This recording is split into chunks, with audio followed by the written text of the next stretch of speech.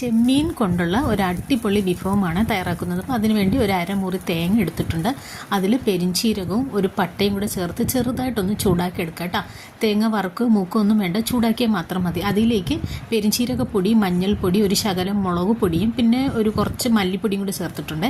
അത് നന്നായിട്ട് പേസ്റ്റായിട്ട് അരച്ചെടുക്കുക കേട്ടോ. ഇതേ അരച്ച് ഞാനൊരു പാത്രത്തിലേക്ക് മാറ്റിയിട്ടുണ്ട്. പിന്നെ ശകലം മിക്സിയുടെ ജാറിൽ വെള്ളം ഒഴിച്ച് അതൊന്ന് മാറ്റി വെച്ചിട്ടുണ്ട്. ഇനി പാത്രത്തിൽ വെള്ളം വെച്ച് വെള്ളം തിളയ്ക്കുമ്പോൾ നമ്മൾ അരച്ച് വെച്ചിരിക്കുന്ന അരപ്പും കൂടെ ചേർത്ത് നന്നായിട്ട് വെട്ടി തിളയ്ക്കുമ്പോൾ ആവശ്യത്തിന് ഉപ്പും കൂടെ ചേർത്തതിന് ശേഷം ഞാനിവിടെ 2 കപ്പ് മാവാണ് ചേർത്തത്. എന്നിട്ട് ഇതുപോലെ നന്നായിട്ട് നമ്മൾ ഉറട്ടിക്കൊക്കെ കുഴക്കില്ലേ, അതുപോലെ തന്നെ ഇതുപോലെ നന്നായിട്ട് കുഴച്ചെടുത്തിട്ട് ചെറിയ ചെറിയ ഉരുളകളാക്കി എടുക്കുക. നമ്മൾ കൊഴുക്കട്ടയ്ക്കൊക്കെ എടുക്കുന്ന പോലെ കൊഞ്ചിൻ്റെ വലിപ്പത്തിനനുസരിച്ചിട്ടുള്ള ഉരുളകൾ എടുക്കാൻ ശ്രദ്ധിക്കട്ടോ. ഇതുപോലെ എല്ലാം തന്നെ ഞാൻ ഉരുളകളാക്കി എടുത്തിട്ടുണ്ട്. ഇതിൻ്റെ പേര് ചക്കോലി എന്നാണ് കേട്ടോ, കൊഞ്ച് വെച്ചിട്ട് ചെയ്യുന്ന ചക്കോലിയാണ്. അപ്പോൾ അതെല്ലാം ഞാൻ റെഡിയാക്കി വെച്ചിട്ടുണ്ട്. ഇനി വേറൊരു വലിയ പാത്രം എടുക്കുക. അതിൽ കുറച്ച് വെള്ളം ഒഴിച്ച് ഉപ്പിട്ട് തിളയ്ക്കുമ്പോൾ നമ്മൾ മാറ്റി വെച്ചില്ലേ അരപ്പിൻ്റെ വെള്ളം, അതും കൂടെ ഒഴിച്ച് അത് നന്നായിട്ട് തിളച്ച് വരുമ്പോൾ നമ്മൾ റെഡിയാക്കി വെച്ചിരിക്കുന്ന മാവിൻ്റെ ഉരുളകളെല്ലാം ഇതിലിട്ട് കൊടുക്കുക.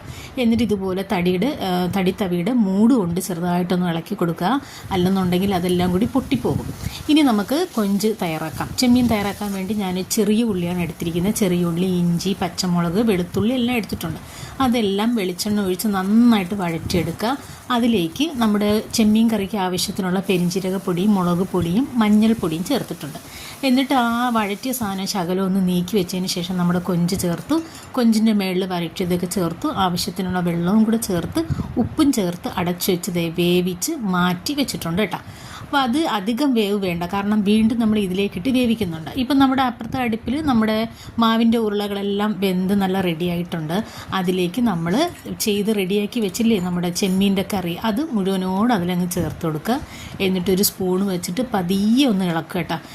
കുറുക്കായിട്ട് ഇളക്കരുത്, ചെറുതായിട്ടൊന്ന് ഇറക്കുക. എന്നിട്ട് അടച്ച് വെച്ചിട്ട് ഒരു 10-15 മിനിറ്റും കൂടി വേവിക്കുക. നമ്മുടെ അടിപൊളി ചെമ്മീൻ ചക്കോലി റെഡിയായിട്ടുണ്ട് കേട്ടോ. ഇത് മട്ടനിലൊക്കെ ചെയ്യാൻ കേട്ടോ, പക്ഷേ ഇതാണ് ഏറ്റവും ടേസ്റ്റ്. ട്രൈ